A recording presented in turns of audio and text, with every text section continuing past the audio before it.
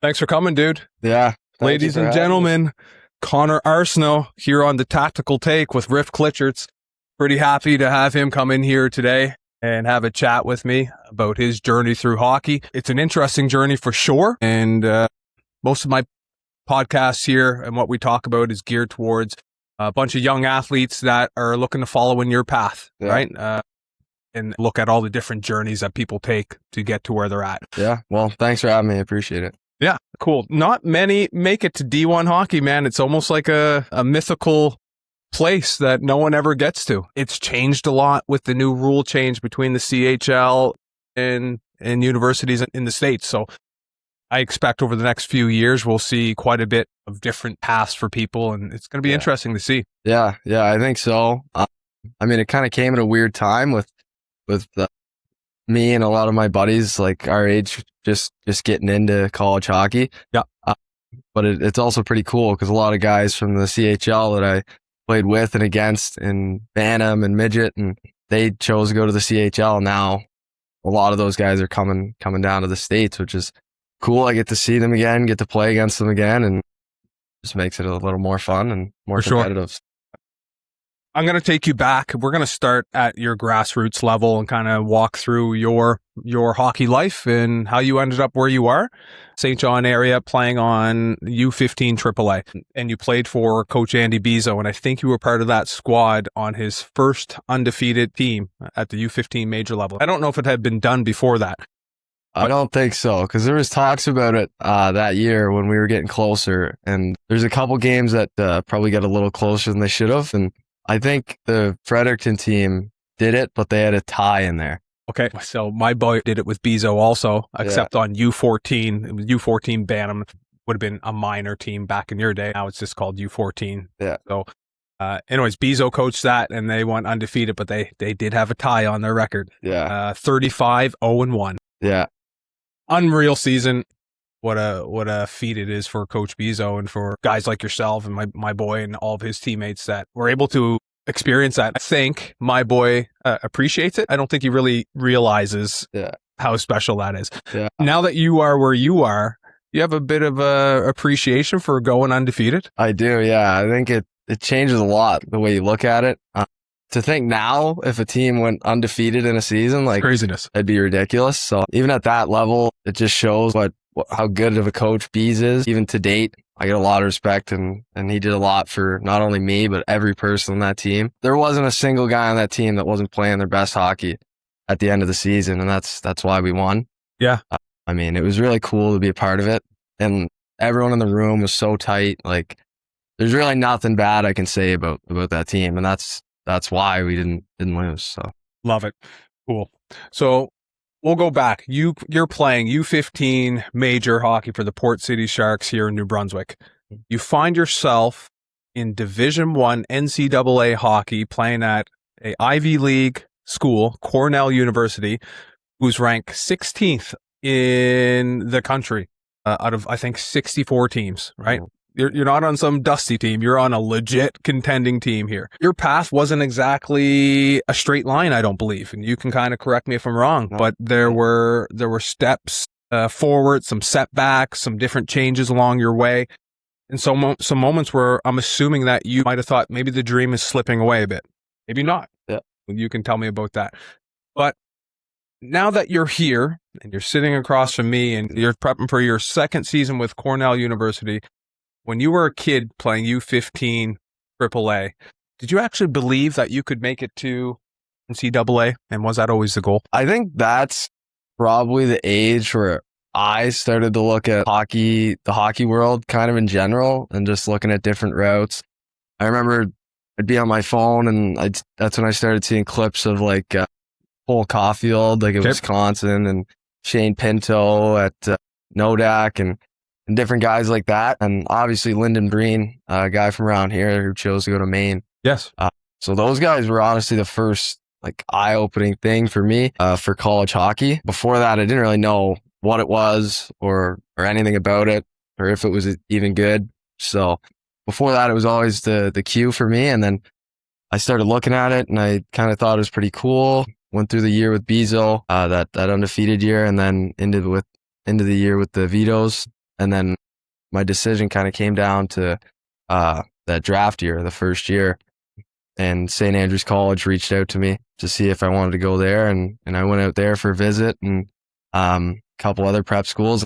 Me and my family both thought that was the best decision for me, and kind of get both sides of it with the hockey and the academics.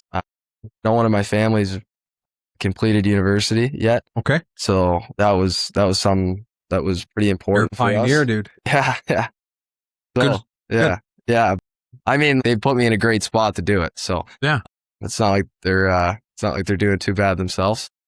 Yeah. I mean, that's kind of where it came down to. I'd say at that level is when I first started thinking about where I could go with hockey or what I could do with it. Yeah. At what point for you did it stop being a dream of going on to the next level? Was it when you kind of got that offer, I'll call it, from St. Andrews College, or was it after that? To be honest, I don't know if the dream ever dies. I feel like every other level you're looking forward to it or kind of dreaming of it. So, I mean, I wouldn't say that ever dies, no matter how far I'm moving up or I can go. I mean, every single level, it's always, all right, after this, I wonder what I can get to next. Yeah. And then you kind of just dream of that. Did you play a full year with the U18 Vetoes? Yeah, I did. Okay. Yeah. So, and how old were you then? Was that, were you 15? I believe I would have been 15 and 16. Okay. I think. Yeah. All right. So you did one full year with them, and then after, was that your draft year? Yeah. Okay. Yeah, that so was my Q draft year. Q draft year. Did you get drafted to the Q? I did. Yeah. Yeah. I went to Rouyn-Noranda. The Huskies. Yeah. Okay. Did you ever go off to their camp and try out, or how did that work? So there's like the 48-hour rule. Or Okay. I guess there was, now that the rules changed, but it was, you could go to camp. You could only stay 48 hours. They can't pay for anything. Can't give you any gear. Like, everything's got to be self-funded and all that stuff. Yep. And I was like, it doesn't really make sense for me to go up to Rouyn and do that, even though it probably would have been a cool experience. Yeah. It just didn't really work out.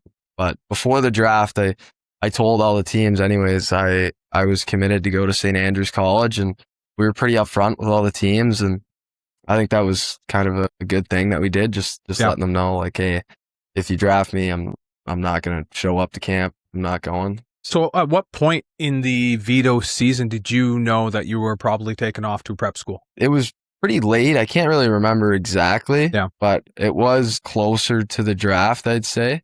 Okay. It would have been probably a month or two before the draft if I had to put a timeline on it.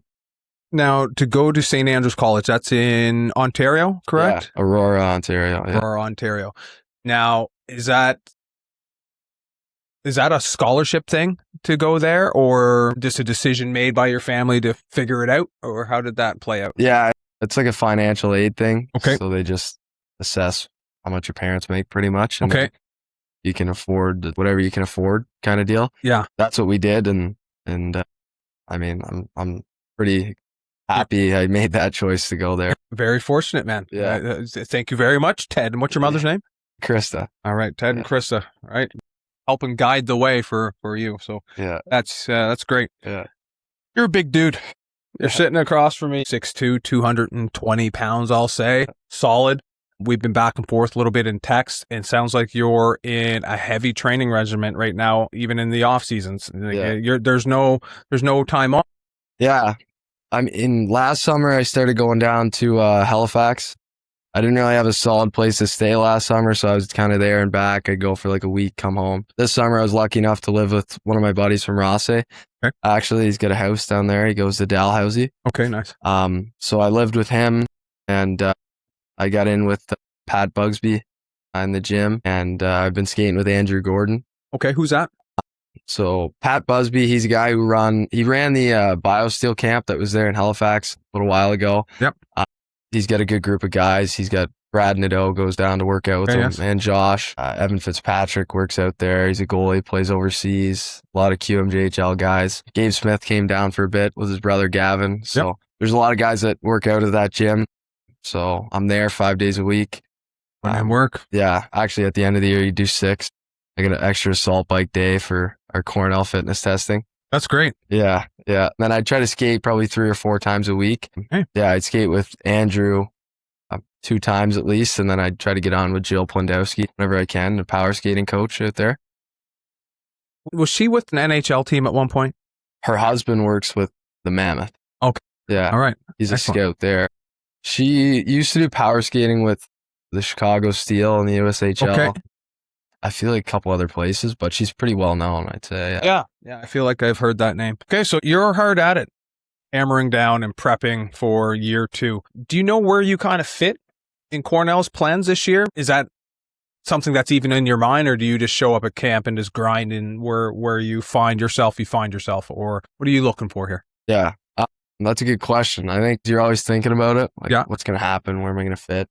And last year coming in, I knew it was going to be a battle. Being a first-year guy, one of the youngest players on the team, I knew it was going to be tough to kind of get in and be a regular. Yep. So this year coming in, I've talked with the coaches after last year and everything, and it's going to be a battle. It's going to be tough to get in and be a regular again. But, I mean, I think I've had a good summer, and I'm pretty confident in myself to go in and work. Yeah, exactly, to take some ice. So I read something, maybe it was from Cornell, actually. It might have been on the Cornell website last year. You were quite the face-off wizard. Had a really good winning percentage, and I think one game you didn't lose a draw or something like that. So all those things, they must stand out on a coach radar a little bit. Yeah. Where did you learn that art from? The face-offs, I mean, I've always been a bigger guy, so I could usually just lean on kids or just kind of out-muscle them at a younger age. And then growing up, as I moved up, pick up little tricks from every coach. And I actually got to skate with Manny Maholcher when I played in Chilliwack last year. I was pretty good buddies with his son, Caleb. Me and Caleb would go out for like a 7 a.m. practice, and his dad would just run us through a skate. And at the end of it, we'd do draws for like 15 minutes. Nice. And that's probably one of the best people on earth to get a draw lesson from. Yeah. So, I mean, yeah. Right. So, I mean, I think that year in Chilliwack was for face-offs might have been the biggest takeaway. Maloney is the coach, who's an old centerman, Brian Maloney. All the centermen would always talk about what we're doing, what the other team's doing. It was always a topic of conversation, like during games. So, I mean, it got you thinking about how other people line up, how you're going to line up, your timing, where you're going to hit your stick on the dot, how you're sweeping it. Yeah. Beat position, like. There's a lot of technique to it. Yeah. For sure. Yeah, exactly. Excellent. So. I'm glad you brought up the BCHL. That's Chilliwack, right? BCHL. Yeah. So your path, as we talked about, was kind of all over the place a little bit. So you played in the USHL, moved around a little bit. You went from Sioux City to Omaha, and then eventually ended up in Chilliwack, as you mentioned. Was there a point during all that transition where you thought maybe this isn't going to work out, or was it just all kind of part of the plan and opportunities that presented themselves? Yeah, that was definitely a weird year. Coming off of the year at St. Andrews, I had a good year there. I was the captain there. Yeah. I got drafted to Sioux City in the first round of the USHL Phase 2 draft. Said everything was going to be great, and then kind of went there and didn't go as planned, and that can happen. No hard feelings against anyone. That can happen. I wasn't crazy happy with the situation there, and kind of talking to Cornell about it, and my family and my advisor about just what's going to happen and everything. And then ended up getting traded to Omaha, and I went there, and the coach that acquired me ended up getting fired along with every other coach on staff. That's rough. Yeah. So everybody on staff, they cleaned house for about a week. We had captains practices. There was no coaches. Yeah.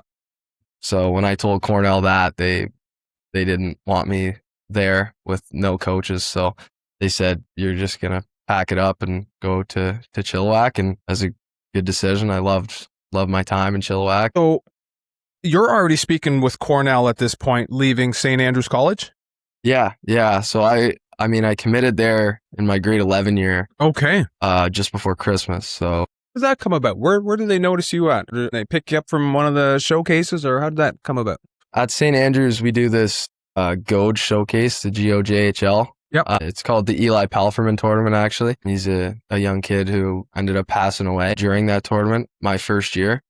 It's a good tournament to remember him by. But we did that and went there the first year, and that's kind of the first time I was exposed to college scouts. And they just kind of come down after the game and pull you out of the room. Coach Manning would come in, be like, "Hey, Arseneault, like, Yes. That was, yeah." So you get pulled out, and it's pretty cool. I was about to say, that's probably a cool feeling to know that you're being noticed. The work's paying off. Yeah, the first time you get pulled out, it's like, holy jeez. Like, Lights the fire a little bit. Well, you go out and you see like the logo on the chest, and it's, you're like, seems it was far away, and then they're talking to you. It's really not. And then next thing you know, I'm playing there. But yeah, It's cool. You have an agent or an advisor at this time I do. for your family? Yeah. Is it the same advisor you have now? Yep. Who's that? Phil Reed. He's based out of Bedford, Nova Scotia. Phil's been kind of helping you along the journey with you and your family, giving some advice about maybe this isn't the right move, or hey, this is a good look, we should entertain it type of deal. Yeah. How valuable has Phil's advice been over the years to you and your family? Yeah, I mean, it's always great to have someone that knows what they're doing. Yeah. It's me and my family's first time going through this. It's tough to kind of know what's the right decision, and then emotions get involved, and everyone, us three, my dad, my mom, and I, we're all just so involved in it. That can kind of skew your decision making, stuff like that, even though I'd like to think that we're a pretty level-headed family. Yeah, but you could get sucked into the energy of something pretty quick. Exactly. Having that second opinion or that third party point of view is pretty good thing to have on your side. So Sure. Definitely going through, and even that year of juniors, I didn't expect to play for 3 teams that year. I didn't want to play for 3 teams and move 3 times and go to 3 different billet houses. Wow. But I did, and I had 3 great billet houses, and I met countless good people and a lot of good buddies. But I mean, from the hockey standpoint, it's like, you don't really want to move around that much. It's not ideal. Cornell and Phil, like those guys, kind of having my back through times like that is when they really show how important they are. So good. What did that time period teach you about yourself more than any successful hockey season could have taught you? That's a good question. I think about that a lot because I go back to that season and it's like, that's a rough one. Yeah, it's like, if that didn't happen, what could have been kind of deal, you know what I mean? Yeah. But I think it just showed me that trust yourself, be confident in yourself. As much as I didn't want to move around, I do think it helped me in a certain sense. Coming into a new spot, not knowing your role, getting there 3 different times, you're doing that. So you're getting acclimated to an atmosphere of uncertainty. Yeah. You don't really know what you're getting into, and you're jumping into it. So, and I think that's something I probably struggled with before and still do a little bit, is just trust myself when I'm on a brand new team and just hitting the ground running. I don't really know why I struggle with that. It's just something I have. What I'm hearing is you built a lot of fortitude, dude. That experience at that young age could shut a lot of people down. Yeah. You know, a lot of kids might just say, you know what, I'm going back home. I'm homesick. This isn't right. You're moving from state to state and then from state back to a different country. That's a lot of bouncing around at, what are you, 17?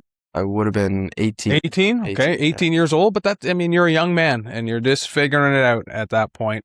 And yeah, you have life experience, but the hockey life experience, especially the way you were going, is very different than a lot of people, right? So much jumping around and living with different families, and good on you. You learned to trust yourself and that you could handle that pressure and adversity, kind of push through. Yeah. Look where you're at now, man. You're there. Yeah. You're right on the cusp, my man. Yeah. That's really cool. When you were trying to make it to the next level, what's the biggest misconception that you might have thought coaches were looking for at that time?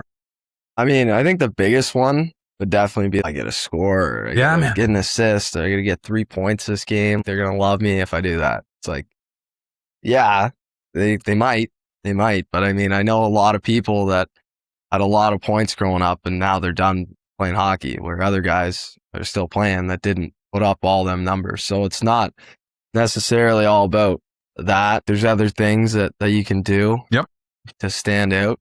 And I think you just got to be a well-rounded kind of player to really take advantage of that. Were you a big numbers guy early on in your hockey life? Your Bantam Sharks here? Were you the guy that's scoring all the goals and getting the assists? I mean, that year I think that was an exception. We had probably about 5 or 6 guys. We had so many guys that Bees could tap and say, hey, like, we need you. Scoring probably was a little easier there when you're playing with all these studs. The tic-tac-toe score pass probably happened a lot. Yeah, it did. It did. But I mean, if you look at my numbers, they're not like, holy cow, I wouldn't say. No, well, no, man, nothing wrong with that at all. So that Port City Sharks, 32 or 36. That's a good season. And then you carry that right into your U18 vetoes and basically stay the same. Yeah. Right? And putting up points. You consider yourself a bit of a gritty player? Some grind to you? Or? Yeah, I'd like to say I'm pretty hard-nosed. Yeah. And I think especially now that I've got to this point, that's been a big thing, is figuring out what type of player you are. Yeah. And then sticking to that. And I mean, that's something that I'm still doing. Yeah. I think I have a pretty good idea of it, but even coming out of last year, I think there's things that I did and looking back on that it's like that wasn't me. I can't be doing that, to be frank. That's not my game. Yeah. So there's still things that you want to tweak and change, but just finding out what type of player you are and sticking to that is really big now, especially where I'm at. That might be the answer to my next question. What do you know now that you wish you knew when you were 15 or 16? Is it that? Kind of sticking to who you are as a player and focusing on that? Yeah. A bit? There's so many things I could name, I guess. Finding your role, sticking to that, and then there's just so many little details in the game. If I watch my old U15 games, I'd be like, why am I taking that route to the puck? Or why is my stick over there? Or, yeah. Why did I turn my back on the play? Just little things like that. If I could get more habits ingrained in my head, I think that would change a lot. When did that click for you, you think? Knowing that it's those little things that you need to stack on top of each other that will help build your game.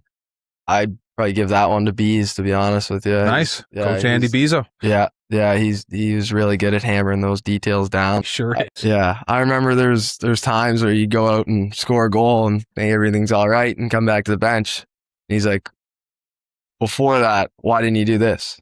Yeah. Like, well, I scored. And he's like, I don't care. Like, fix that.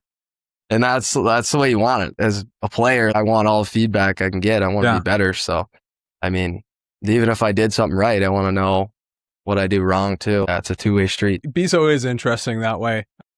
And his practices, you've been part of them. They're strange. They're not your regular flow kind of style practices. And you could show up sometimes and just be down in the corner working in the circle and in the boards for a whole practice and no one's really moving. Little movements over and over. And it's like, what is going on here? Yeah. But you see it when it all comes together, right? It is kind of meticulous that way with the finer parts of the game that sometimes go overlooked, right? And exactly. It seems to be important.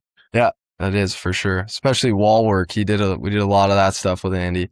Yeah. And I mean, I think everyone's game took off, getting more comfortable around the wall. That's where the game's really played, is on the wall. So that was huge. Just picking pucks up off the wall with pressure and stuff like that. Make things happen. Yeah, exactly. I like that. So that Sharks team, special group of guys there. Yeah. What is it that you think made that team so different? Was it just a collective group of talent that was just off the charts, or was there something else going on? Yeah, I mean, like, we had a lot of talent. We had Bees as a great coach. We had the support of everyone. I think it just comes down to, like, our team was ready to run through a wall for Bees, and no one was going to stop us. That was the biggest thing. We were going to win. There was no losing. We were dogs. We were winning, and that was it. Yeah. There's no other option. So, have you ever heard a rumor that at that time the other team in the area was supposed to be the higher skilled team, had more talent, and you guys were kind of the throwaways? Have you ever heard that? I remember that was definitely the case my first year. Yeah. Bantam. That was definitely the case when Bees first started. Okay. I mean, that was the idea, is that we weren't the skilled team and the other team was. And I mean, we ended up doing pretty good for ourselves. Yeah. Unfortunately, I got hurt for most of that year. First year? Yeah. What happened to you? Yeah, I broke my collarbone a little ways into the year. So I missed a good chunk of that year, but I mean, still, the team did well. Then they rolled right into that second year. Undefeated. Yeah. I've always heard where the other team was stacked and they were supposed to be the good ones. Bezeau didn't really care about certain names or stats that popped off a sheet. If they didn't want to fit into what he was building, then move along type of deal. Yeah. He took people that were coachable, that would do as he asks. When I talk to Bezeau, when he talks about himself, he would talk about how he would do anything for his coaches, right? Whatever they needed, he would buy in and go get it done, right? Yeah. And I think that's the type of players he looks for. He wants guys that are good soldiers, I guess, and aren't selfish and will go get the job done. Yeah. And when people do buy in, proof's in the pudding, man. Like, it's right there. And when they buy in and you do some of these unorthodox things, you guys grind. Yeah. You find a way to win. So he's been able to do that. It's pretty cool. It's pretty cool he's done it twice. So yeah, I know. I don't know how many other guys can say that. A lot of guys from that team have gone on to play CHL, Junior A, NCAA. Did everybody go to? Or do you know anybody who kind of fizzled out? Yeah, I don't know if everyone did. Okay. I'd say there was a handful at least. If you went through the roster and checked, there would definitely be quite a few guys. Probably that went 8 on. at least that went on to Junior A or more. Yeah. Right? Yeah. Yeah, I would say, probably more. What did Andy teach you that you still kind of consciously use today in your game? I feel like there's a lot of things. The board work. Yeah. A mentality. Yeah. Of just go get them, working hard and just grinding. That's what we did as a team. Yeah. The old saying, like, hard work beats talent and talent doesn't work hard. So yeah, you kind of you do need both. You do need both. Yeah, you need both. More of like a mentality of being strong and grinding kind of deal. You're going back to Cornell, and there's another center there that is whatever. He's highly skilled. He's supposed to be the guy. Does that activate something in you? A little bit of a chip or an ego in you that, this is the guy, is it? All right, we'll see. Yeah. One of those type of things. Like, does that dog in you that Bezeau put there from U15 kind of start to boil in there a little bit, thinking, I can't wait, and I get that guy down in the boards, and we'll see who comes out with the puck. Yeah. You got a little bit of that? Definitely, like, once you get onto the ice, it's just instinct, I'd say. Mm-hmm. It's crazy, the switch of on ice and off ice. Even your teammates in practice, I love them all. Yeah. Like, if we're going out on the ice, that's their time to put the work in, so it doesn't really matter if we're friends or not. But yeah.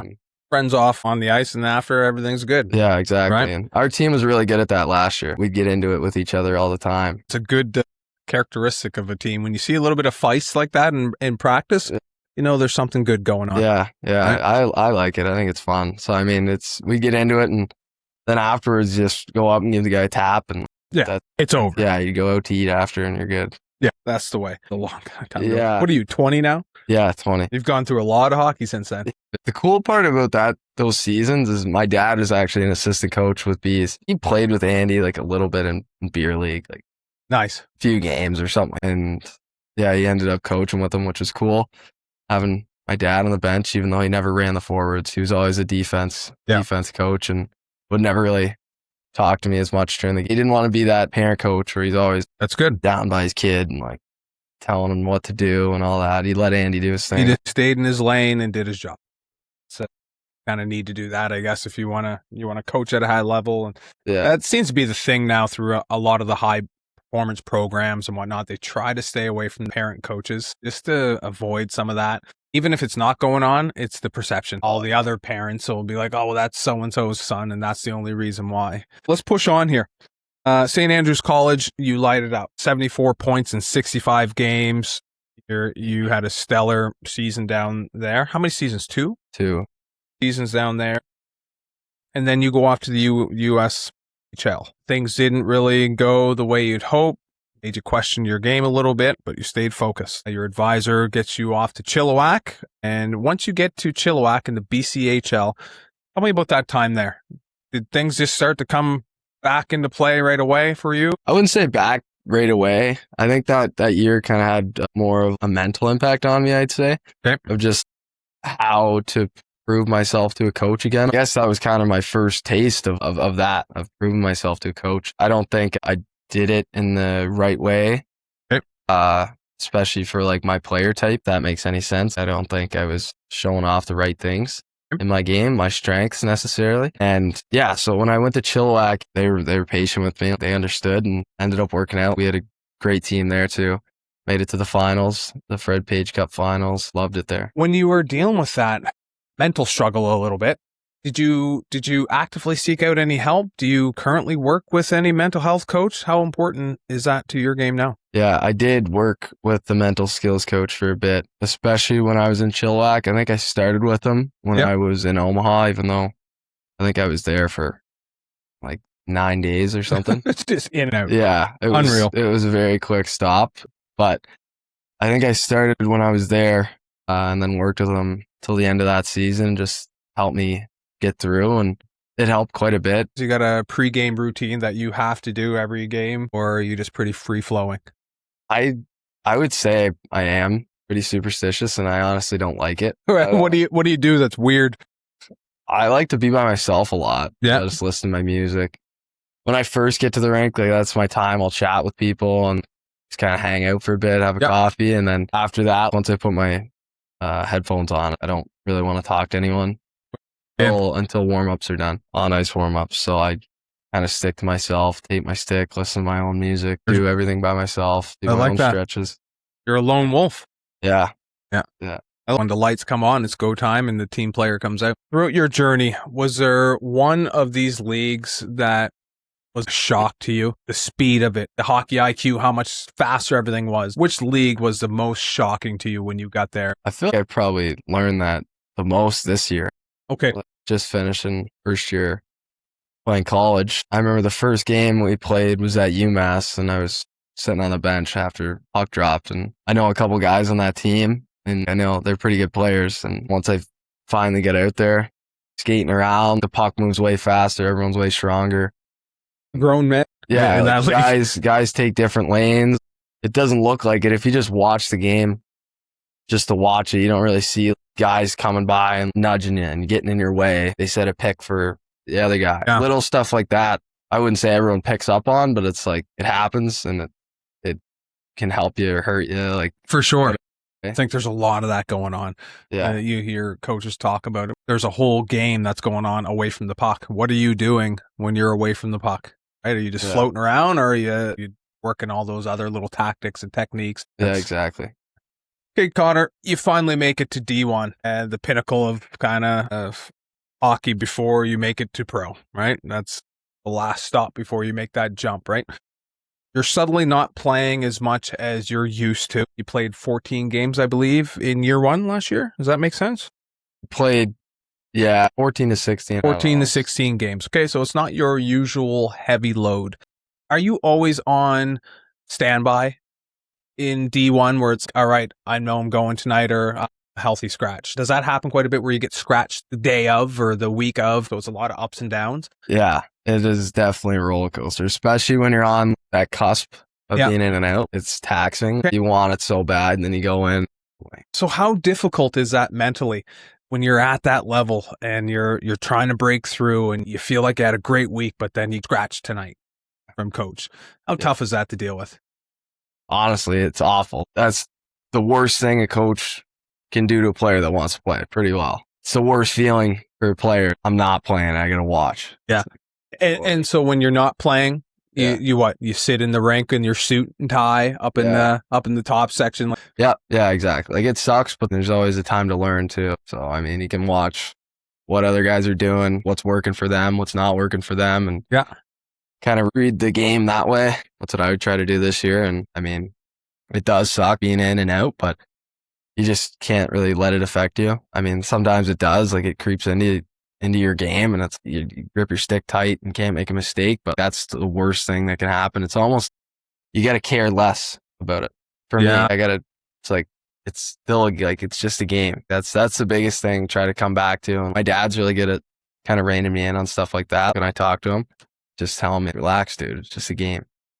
Man, that's important. Yeah. I like that. You're saying stuff that Liam Kilfoyle talked about. Yeah. I put out a clip of Liam talking about that. One of the biggest pieces of advice he had for young people that were trying to take that path of being competitive is you need to remember that it's fun.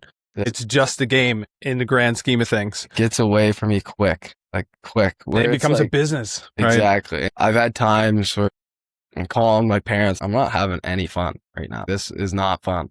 Yeah. I'm not home. Sucks. What am I doing? Yeah. But I mean, that obviously leaves. Last year, I can say I had fun. Yeah. But there was definitely times where I dipped down and was like, this is brutal. For sure. So, And as long as you remember to have fun, like you're saying, you don't have that death grip on your stick. You can just play fast, free flow a little bit, and have fun. When you're playing, as Liam said, when you're playing loose, that's when he's in his zone, right? That's when he's locked in and he's buzzing because he's feeling the fun of the game, man. Yeah. And remembering that it is a game and it's a short window for a lot of guys. You'll play high level pro for, let's call it 10 years. Yeah. 15 if you're lucky. Yeah. 20 if you're really lucky, type of deal. Even that, it goes quick, so enjoy it, right? Take some of that pressure off. I think probably at your stage, no one puts more pressure on you than yourself. Yeah, that's right? exactly right. Do you ever feel like, is part of that pressure, you think people are looking at you from afar, waiting for you to fail, or, waiting for, you either to make it or not? Feel like that? Yeah, it's kind of a weird feeling to describe, I'd say. I would say so. If you mess up, it's like, oh, dude, like, what's coach thinking of that? Yeah. Like, is he already like, oh my God, like, it's Connor again. Half the time, they don't even recognize. It's in their head, and then it's out. Player, it's hard to understand. Get your head around that. They can correct you, and then it's gone. It's out of their head. Yeah. Where you think they corrected you. You're messing up. Like, and they're thinking about it for years. Yeah. Or not. Yeah. Another thing on that, the team, the group of guys that you're with, that's been big for me too. Last year, it was easy to escape from the rink when I'm with the guys away from the rink. We didn't really think about hockey. It was a good escape. I think you need that. Yeah. Yeah, that was big too. Yeah, for sure. What do you think's harder, getting to D1 or once you're there, staying there? I think that's two separate challenges. They're both pretty challenging. Yep, for sure. To get the eyes on you, I know a lot of people took a while to get a commitment, or still looking for one, or they're good players. There's a lot of good players out there. It's tough. I really feel like that too, man. I feel like in the football world specifically, I feel like there's dudes out there bagging groceries that are high level pro ready athletes, maybe not pro ready, but were never given the right opportunity or couldn't find themselves the right opportunity for whatever reason, especially timing. Timing's huge, right? Yeah. Like you got to peak at the right time. You got to be seen at the right time. And these little moments, they're happening all the time, but there's small little windows that you got to kind of flash and show something that catches the eye of people. Yeah. Yeah, exactly. A lot of stuff that goes into it. Let's get a little bit deep here. Ted and Krista sacrificed a whole lot here for you. And you know what? I bet they're more than happy to do it, and they'd probably do it again. You're their only child. Correct. Yeah. Now that you are through to where you are, did you fully appreciate what was going on when you were 15, where it all started, comparison to now? I can't say like the same, but I would definitely say like I was a pretty appreciative kid. I understood like what they were doing for me and how much it took. Yeah, for sure. Especially with my dad. He runs his own home building companies. I used to work with him. I see what he puts into it and how much he puts into it. A lot of extra hours probably too. Yeah, he works extremely hard at that. And for him to step away and come take an hour out of a crazy busy day in the late afternoon to come practice with a bunch of 14-year-olds, I understood that part of it. And the same thing with my mom. For her to leave work, come pick me up, drive me to the rink, even when I was younger, she was the one kind of ripping me around. She was the taxi. Yeah, right? exactly. She was the taxi. So, I mean, both of them I definitely understood and now just appreciate it more, I'd say. For sure. Yeah. I think you mentioned this already. When you were going through those challenges throughout your windy road of hockey, what role did your parents play in trying to balance out some of that fear and uncertainty? Did you make a lot of calls home? Yeah, I'd always, like every night I'd give them a call. Yeah. Just to check in. I talk to them a lot when I'm away. We're really close families. I talk to them all the time, pretty much every night. I think it's good just to check in, and even if things are going well, it's never bad to just call your parents and say what's up. When things are going tough, that was even more important to call them and just hear what they have to say and their ideas and thoughts on it. They've had a life of experience, right? So yeah, you could bounce some things off them, and maybe they have an answer. And sometimes they don't. Sometimes they just need to listen. Yeah, right. Just let you vent and not be judged. Yeah, type of deal. Yeah, exactly. Right? you've seen a lot of your friends probably taking the same path as you or trying to take the same path as you. You've seen how their families have operated, assuming. Yeah. What's a big mistake that you see some hockey families making as they're navigating this hockey life and trying to drive their children to the next level? I think that was a good word choice, is drive. They're driving their kid. They're pushing him past what he wants and all that. Like, you see that a lot, especially when I was in Ontario. It seemed that happened a little bit more. Yeah. Like, it was a lot of crazy hockey parents pushing their kids way past what the kid wants. And the kid's out there just floating around, and then the parents are like, why is no one wanting them? It's, you know what I mean? It gets to a point where it's too much. What do you think that is? I would say love for their child, I'd hope, or they wanted it and this is their second chance. Yeah. I think it's a whole whack of things, but. Yeah, 100%. And I think you're correct in both. It starts as a love, right? But then it turns into something else. Yeah. At some point, sometimes, not always. I do feel like, and I could see how I could have easily found myself in this category, but I steered myself away from it, luckily. It becomes a status symbol in a way to the parents. It's like, oh, my kid plays this. Yeah. Right. And then there's an expectation where their friends group or family know that Connor's a high level. Connor's going all the way. Yeah. Then they feel pressure. We got to keep this image up. He's this good. He's this good. He's this good. They probably got a lot of support from people along the way. It becomes this beast that becomes very ego driven. Yeah. And it's not so much about the child anymore. And then it's just about the status thing.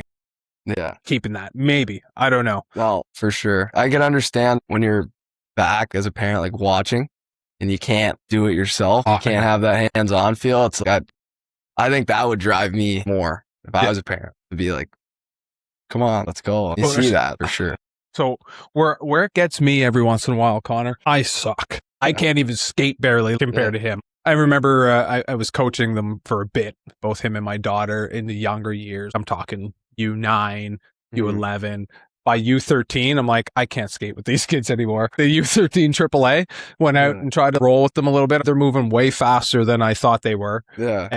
But in the stands, all you hear is parents, move your feet, move your feet. And you get out there and try to move your feet with them. I have no clue what I'm talking about. I'm just going to shut up and let him do his thing. Yeah. Guys like yourself, you're just operating at such a higher level than a lot of us can even dream of, right? Some parents can still play at a high level, I guess.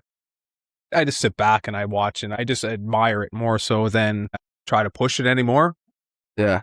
Did catch myself a lot back in the days, but now he's better than I ever was at any athletics that I played. The last piece, as a parent, it's seeing that there's potential and noticing that the child doesn't see it. Yeah. Right? Yeah. Because as an old man like myself, I realize that there's a small window of opportunity, and seeing the kid sometimes with a talent, they don't really get that it's a small window of opportunity or how important certain moments are. And that can be frustrating, I guess. Yeah. I'm rambling now, man. Shut me up, dog. No, you're good. Yeah. I feel like a lot of dads, when they're younger, when their kids are younger, they push them and they're on them too much. Yeah. But like now, my dad, not after a game, if I ask him, like, what do you think? Then he'll tell me. But if I don't, he just won't bother. He won't say anything. So it's like, smart move. Yeah. That's kind of up to me. But I mean, I'm more mature now than I was when I was younger, obviously. So, yeah. Okay, good. So, Connor, a respected D1 athlete. There's going to be some kids that listen to this wanting to know, and some parents too. You could sit down a 15-year-old with aspirations of going to D1 hockey. What is something you could tell them that they should absolutely not chase in this game of hockey? I'd say to not chase the status. You see a lot of people get drafted in the queue and a lot of people don't. I feel like that comes down to status thing at that age. Yeah. And now looking back on it, it really doesn't matter if you're a 3rd round draft pick in the queue or you're a 7th round draft pick. If you're meant to be and you're meant to make it, it comes down to your love for the game, your heart, your grit, determination, all the things like that. If you have that, I wouldn't necessarily chase the status. I'd just follow your love for the game and make sure you're having fun while you're doing it. That's a great answer, man. Don't chase clout. Remember the love of the game. It doesn't matter if you make a team as a free agent or as a high draft pick, I guess. If you make it there and that was your goal is to make it there, then accomplish that. Exactly. Now, you got to remember what it's all about. Yeah. That's just getting there, right? Yeah, The money and stuff is like, sweet. Once you're there, great. But to play at the highest of levels with the best of the best and know that you fit in there, Yeah. that's special. Yeah. What should they be chasing, Connor? Chase their dreams. If you want to play at the NHL, then give it your best shot. Go for it. Work hard. Do all the right things. And I can guarantee that whatever happens, whether you make it or you don't, nothing bad's going to come from it. So, yeah, just go for it. I like that. And I think an important message to the ones that do chase, if you do fail, it's not the end of the road. Yeah. Just because you set a goal for yourself and you don't make it to the pro level, you know what? Remember the journey. Yeah. Right? Yeah, exactly. Remember the journey of all the things, the people that you met, the networks that you've made, the good times, the lessons learned from the bad times. Take it all and use that as life experience to move forward to the second phase of life, whatever that is. Yeah. Yeah, exactly. And, hey, remember to educate yourselves, right? Yeah. That's going to be part of it too. Whether it's university or if it's trade school or whatever, make sure you have a plan. It can't just be hockey or bust. Mm-hmm. Yeah, exactly. I mean, if my career ended now, I'd definitely have a lot more doors open than I would have ever thought of. For sure. Yeah. All right. A couple rapid fire questions here for you, Connor. Biggest misconception about NCAA hockey? Biggest misconception? I've heard rumors that they think it's soft hockey, but I wouldn't say it's soft hockey. No? No. When you're 19, going into the corner against like a 26 or 27-year-old and he's having no remorse on you, like, I'm a pretty big dude, I'd like to think. You definitely feel the strength. Whether it's big hits or like even how strong they are on their stick, nothing soft about that hockey. You know what I like about NCAA? I love that they have the full face cage, man. Yeah. That's what I'm talking about. Do you wear a bubble or do you do the cage? Does anybody wear the bubble? Yeah. Yeah. You're not a bubble guy? Not a bubble guy. I used to use a bubble in Bantam. Yeah. And now in the States, if you're like a top guy, I'd say you wear a bubble. Top guys get to wear the bubble and the grinders wear cages. Yeah, pretty much. Yeah. I just wish they all would wear cages or bubbles. I complain about this frequently. Why do you guys all want to lose your teeth? Yeah. You still have your teeth in your face? Yeah, I've only chipped one. Okay, well, you're doing well so far. When you make it to the NHL, maybe you'll be the guy that just wears the full face cage and be like, nah, I'm not changing. Yeah. Do it, Connor. Yeah. Your boy, Liam Kilfoyle, just got traded to the Moncton Wildcats. Congrats to him. It's cool for him to be close to home. He's, like yourself, been on the road since he was 14 years old, 15 years old. Yeah. If you were to play the Moncton Wildcats with your current second-year Cornell University team, who's winning that game? I think I'd like to say us, yeah. Yeah? I mean, we're definitely older. Yeah. I mean, we got a lot of Q graduates and OHL graduates coming in now. I'd like to say the Division I team takes the junior team. All right. There we go. That's a tactical take there by Connor Arseneault. D1's better than CHL. Maybe he didn't say that. I just added that in there. All right.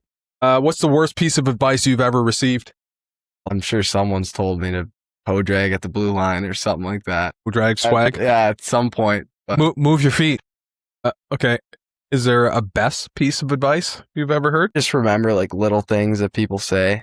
Remember Andy always saying, come from the inside out, play in the middle of the ice, makes the game smaller. Just little things like that. Little details, I'd say. As a 20-year-old looking back at your 15-year-old self sitting across from you, you'd say, hey, Connor, you need to know this. What would you tell him? Trust yourself. Be confident, have fun. Whatever's meant to happen is going to happen as long as you put your best foot forward and just keep working hard. Yes, sir. I like that. Beautiful. What's your favorite team? I'm a Leafs fan. I know. You damn well know that those Habs are looking better than the Leafs right now. Yeah, I don't know. Dude. We just got McKenna. Wow. Yeah. Is he going to be the difference maker? I don't know. I don't know. I don't think so. It's too big of a market. There's too much pressure. You got to get rid of Matthews. Yeah. I don't know. You're a Matthews fan too, aren't you? Yeah. I watched the video. It was like your QMJHL After interview, yeah. Whatever it was, and you're comparing yourself to Matthews, I think. Yeah, well, actually, they spun that. I didn't compare myself to Matthews. They made it seem like that. And that drove me nuts because I was like, everyone's going to think I'm so arrogant thinking I'm Matthews. I'm like, what? They spun that around to make me say I'm Austin Matthews, and I did not say that. I was like, if I had to pick a favorite player, it'd be Austin Matthews. Don't worry, I'm going to do that here too. So I'm going to spin this and make you sound crazy. Yeah. So no, I got a soft spot for the Habs too. I like the Habs. Honestly, like, I'm a Habs fan, but I'm not diehard. I like watching the Leafs. I like watching all the game, really. I was a Habs fan because I liked Patrick Waugh as a kid. Then PK Subban hit the league, and I was all about PK. I guess I'm a Habs fan. So that's where I'm at with it. This new draft pick that they have, some big, giant Russian fella named Kleb. I cannot wait to see him hit the league. And I hope he ends up being a thing in the league because he is exactly what I like in a hockey player. Just a mutant on the ice. So his interviews have been pretty funny. He's hilarious. He's got some personality to him. He looks like a mutant on the ice. So I know. You go be a mutant like that, and I'll be watching from afar, my man. Yeah, sounds good. Awesome. I appreciate you coming in, Connor. Thank you very much. Yep. Thank you very much. Appreciate it.